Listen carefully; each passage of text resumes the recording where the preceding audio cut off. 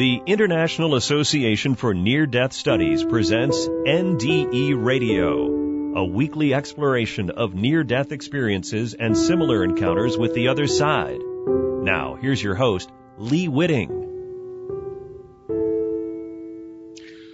Welcome to NDE Radio, brought to you by IANS, the International Association for Near-Death Studies.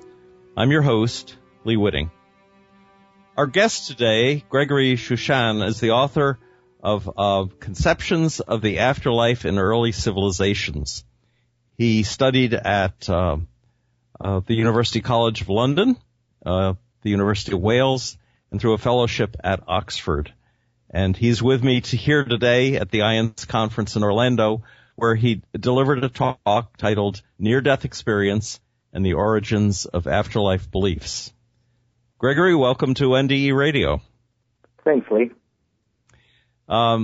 Gregory, since you haven't had a near-death experience yourself, what got you interested in the study of NDEs? I started studying NDEs. I had some knowledge of them, some interest from a book my mom gave me when I was a kid. I was about 11 years old, and it was just a book of strange phenomena throughout the world. So it had a little chapter on NDEs, but raining frogs and fishes and UFOs and all kinds of Bigfoot. Sort of my popular consciousness, if you will. But then when I was studying Egyptian archaeology at University College London, I started noticing similarities between Egyptian descriptions of the afterlife and NDEs, and that got me curious. I see. And then what happened after that led you further into this study? Well, I started wondering, for one thing, if there are similarities between ancient Egyptian afterlife beliefs and contemporary accounts of NDEs. Would that also be the case in other religions? And then I started, what was really intriguing to me about that is if there were these cross-cultural similarities between religious beliefs, then that would have to indicate that there's something like an NDE is responsible for them, some universal sort of feature rather than being entirely culturally generated. So I decided to compare religious afterlife beliefs in 5 different civilizations around the world: Egypt, Sumerian, Mesopotamia, Vedic India, pre-Buddhist China, and then the 2 Mesoamerican cultures of the Maya and Aztec. And these are probably not related by virtue of people traveling from place to place and bringing their religious beliefs with them. Exactly. I think there's almost no chance of that. Even though Mesopotamia and Egypt were the closest in time as well as geographically, during the times I was looking at, the earliest texts in Egypt, the pyramid text, and then the earliest mythological texts from Mesopotamia, there was really very little connection between them at these times. And it's the same, if you follow the geographic path all the way across the continents to there's really very little possibility of diffusion of ideas accounting for the commonalities between these civilizations.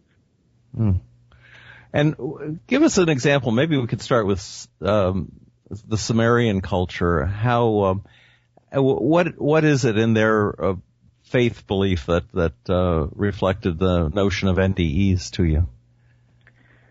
There's quite a few myths which involve either legendary characters or gods or part gods traveling to another world and coming back. And some of their experiences seem very much like NDEs. Probably the most famous is from the Epic of Gilgamesh, although I looked at even earlier texts. The Sumerian version was Bilgamez, and the text about him described him traveling to another world. Well, first he died, travels to the other world. There's places where there's darkness. He encounters a panel of judges, and there's a sort of life review where they review all the deeds of his life and determine what his fate should be. He becomes a partly divine, godlike sort of being. There's also a description of him being sort of resulted by a description of his own corpse, or just of decaying bodies, which kind of recalls the idea of when NDEs are outside their body and they're reluctant to return to it. So whether Gilgamesh was a real person or not is kind of unclear, but the myth about him, as well as some of the other Mesopotamian myths, show, I think, knowledge of NDEs. Hmm. And according to the myth, what did he see when he was on the other side? It's not too much specific detail as far as geography or things like that, but he encounters divine beings, ancestors. In another text, there's descriptions of different levels of the afterlife for different people, depending on how many children they had, rather than on their deeds. So there's a lot of pretty diverse descriptions of what is actually in the afterlife. So that's one of the things that's difficult to deal with in these texts, and which ones to take as the Sumerian afterlife or the Mesopotamian afterlife, because I think with any society there are always differing opinions and conflicts of belief. Mm-hmm. It seems to me, in my recollection of reading Gilgamesh years and years and years ago, that he was in pursuit of something that would give him immortality, and then at the last minute he loses it. Right. It's a plant of immortality, and he goes to the realm of he's a sort of the Sumerian flood myth Noah character named Ziusudra, and he lives in this paradisical realm called Dilmun. And so that's another kind of very NDE-like journey that you have. And these themes of an afterlife realm holding the source of immortality and rebirth, I think, is very thematically similar to NDEs. Mm. That the origins of the Noah flood story come out of Gilgamesh too, don't they? Right. Yeah. It seems that way. Yeah. And then, okay, so assuming that was the basis of Sumerian belief, what did you see in, say, Egyptian belief that was similar to that? Egyptian belief is, the case for Egypt is a little more complicated because they didn't have any context for reporting these mythological narratives like we have in a lot of other civilizations. So it was texts like the pyramid texts and coffin texts. They describe what the afterlife was like, but it's embedded in a lot of ritual sort of material, which was recited to help the deceased, navigate all the different passages in the afterlife realm and all the perils they might encounter. So it's more of a matter of teasing out from this long, vast matrix of text, kind of pulling out the afterlife beliefs from that. But essentially, there's, again, it's leaving the body, traveling through darkness, coming and meeting a divine being of light, which in the Egyptian case is the sun god, Re. And actually also in the Mesopotamian case, there's the sun god Utu, who Gilgamesh meets. And the deceased in Egypt then travels with the sun god through the celestial world and then down through the underworld. And in the underworld, he encounters the corpse of Osiris. And the text is very clear to make us know that that the deceased actually is Osiris. So I think that's some kind of cryptic reference to encountering the person's own corpse, because it's that encounter which explicitly leads to the person being able to proceed in the afterlife. They call it a secret, and it's almost presented as this ultimate bind, which then enables the Osiris deceased combination to then ascend again into the heavenly. Mm. Obviously, very specifically mythological, but still, I think it's so similar to NDEs that to me it seems like an NDE rewritten in a culturally mythological sort of way. Now, the story of Osiris complicated by the fact that he comes back to life, doesn't he? Through the help of, is it Isis or Inanna? Or have I mixed that up with another story? No, that's right. She gathers all his body parts and puts a pattern throughout the ancient world. Used to call them the dying and rising gods. And, they have them in Mesopotamia, Egypt, and Greece, and the whole region has them essentially. And a lot of folks who would like to debunk the Jesus story say that it really originated with Osiris and this Egyptian myth, don't they? They do, yeah. Yeah, there's a lot of suggestions that images of Isis and Horus, the nursing scenes, were also the inspiration for Jesus and Mary, sort of similar kinds of scenes. And in some cases, it's actually indistinguishable when you look at the earliest images.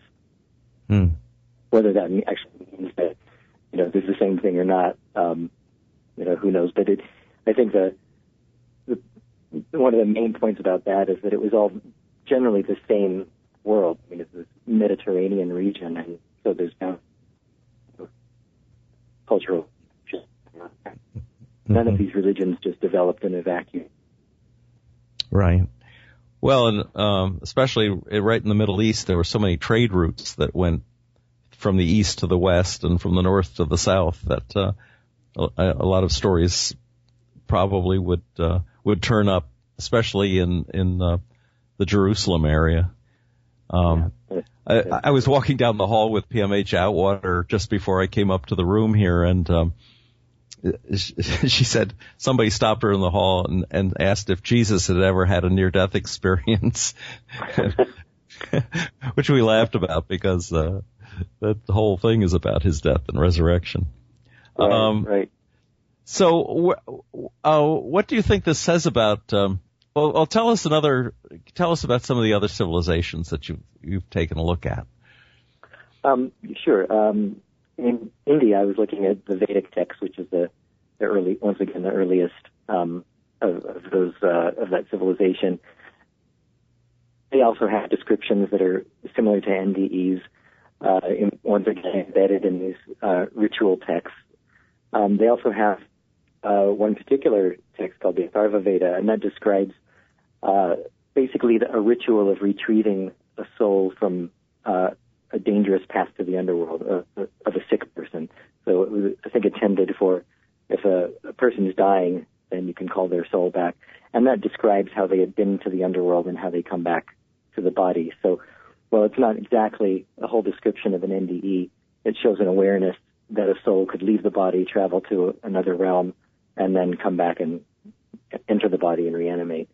And then there's also a whole series of return from death, NDE-type myths, starting with the Rig Veda and coming up all the way through the Upanishads, where a young boy is described as going to the other world and seeing wonders and glories and also punishments, and then returning back.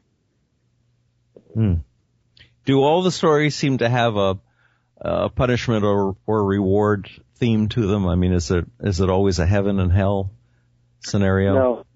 No. Some of them just describe one realm. Usually, it's a more positive kind of realm. I think one of the things that happened we see in Egypt and in India, you can trace this development, is that the more popular and accessible texts about the afterlife became, the more descriptions of hells and punishments and this more divided afterlife experience became. I think that's because they talk about the democratization of the afterlife in Egypt, when it went from being solely for kings in pyramids and the elite in coffins to just, you can write it on papyrus and anybody can access it. So I think as it became democratized, there was maybe a little more effort to use it as a tool to cure or to at least encourage positive behavior through this promise of reward and punishment. And it's the same thing in the Indian texts with Mahabharata, there's much more detailed descriptions of hells and punishments, and it's the same in China. It's almost literally described in really quite disturbing images that could possibly happen to you. And sometimes, especially in China, a specific sin is associated with a specific punishment. Mm. And how about the journey to the afterlife? Is it like the Bardo, where you go, where a soul might go through areas of temptation or a danger, threat of demons and that sort of thing? Yeah, there are definitely threats of demons, and often a threat of annihilation, which they, sometimes refer to as the second death, which presumably is the one that you're not ever going to come back from. And there's often a barrier or a limit that you reach, which some of the texts describe going through it and going through a series of gates. In Egypt, that's a pretty prominent theme. And some of them just describe that that's the limit that you come back from, which is, again, obviously very familiar to NDEs. Mm. So the way NDEs normally work is a person is at some point told, before they get too deeply involved in wherever they wind up, that it's not their time and they have to come back. So how do the descriptions of where we go after we die get completed? In other words, for instance, in Plato's story about he is given special permission to stay, according to the Plato myth, until he sees that souls do get reincarnated at the end and wind up coming back to Earth. Are there any kinds of parallel stories to the Plato story about how a soul is given the gift of seeing the whole process? Yeah, I think some of the Indian ones do. These, although it's not really described why the young boy returns. I think it's just taken for granted at the beginning that it's a visit and he's going to come back. But he's shown, he's given all kinds of knowledge and information about what the afterlife is like. But as far as more documentary NDEs that are more clearly based on the historical event, that really has to wait for ancient China, and I think the earliest one there is about 700 BCE. I think there's about 120 of them going over about 1,400 years up to the 10th century. So it's by no means a rare occurrence. So they were careful to document them. There's one example where a man goes to visit the Emperor of Heaven, as he calls him, and he's, again, shown various things about the afterlife, and then he's told it's not his time to die, and it's time for him to return. But in some cases, especially in the later ones in China, and a few I've read from India and Japan, which are more much more recent, it's often a case of mistaken identity, where the soul has to return. They got the wrong one? Yeah, they got the wrong Witting. Wow. And how many of these early religions do believe in reincarnation? It's difficult with India. The earliest Vedic texts, there's some hints of reincarnation. It kind of becomes gradually more evident in the text with the Upanishads, but and that's the extent of the periods I looked at. So it's not too clear there. I think, in fact, even in China before Buddhism, it's there are hints of it, but it's not really part of the doctrine. So in the material I looked at in all these civilizations, reincarnation didn't really play that much of a role. And because it doesn't really deal with, NDE type phenomena, I didn't look at it in too much detail. And is there talk about love and light? Are those big themes in these stories? Light, definitely. I think a lot of the civilizations conceived of the deity that assists them in the other world as a being of light. Obviously, the sun god is the pretty radiant being of light. There are a lot of references to deceased becoming stars. So if you were to meet your deceased relative in the other world, they would also be these beings of light, which on Earth would be conceived of as stars. In general, I think deities were considered to be radiating light in a lot of these civilizations. And then the other world is often characterized as being a place of bright light, even when it's in an underworld. Underworlds are not always seen as negative, dark places. As far as love, that's a little trickier to tease out. There are references to joy and abundance and pleasant things in the afterlife. Obviously meeting deceased relatives would be a happy reunion. But as far as the actual concept of love, that might be there might be linguistic problems there, translation problems, but it's specifically not referred to that often in the text. Mm.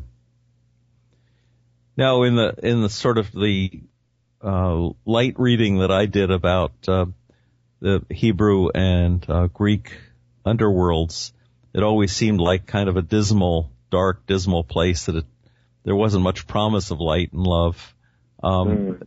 Is that true, or was this just a superficial reading? With Greece, I think it's I would not say it's a superficial reading, but it's an incomplete reading. If you look at Orphic texts, they describe a very happy, pleasurable sort of afterlife, and it's the same with Mesopotamia.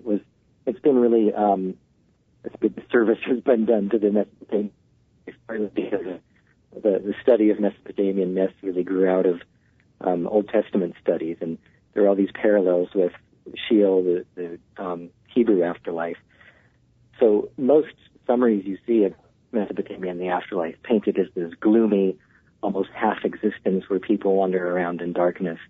And that's just not always really the case, but considering how they're actually described in the text, which is, feasting and abundance, or, possibly some horrific. So it's, I would say probably in most societies, there would be alternate views of afterlife, but I don't know of any that would just be entirely gloomy and grim. I would say probably in Judaism, it's the least explicit, having a happier afterlife, probably until you get to Kabbalah texts. Which is, would that provide a more mystical, or rather a happier mystical experience through the Kabbalah? Yeah, they do have more references, and in fact, a few very NDE-like descriptions of mystical experiences. And there are theories that Mohammed had an NDE, or at least an out-of-body experience during his lifetime, and yet it seems like Muslim belief or Islamic belief is that you're judged purely by your behavior, your soul weighed against a feather, or your heart maybe weighed against a feather. What have you looked at that at all? I haven't. No. In fact, the whole Judeo-Christian lineage is kind of too late for me because of the fact that I was really trying to focus on the earliest stage of each religion in each part of the world. I thought it's too easy to find roots of Christianity and Judaism and Islam in previous religions. The same with even Buddhism. So.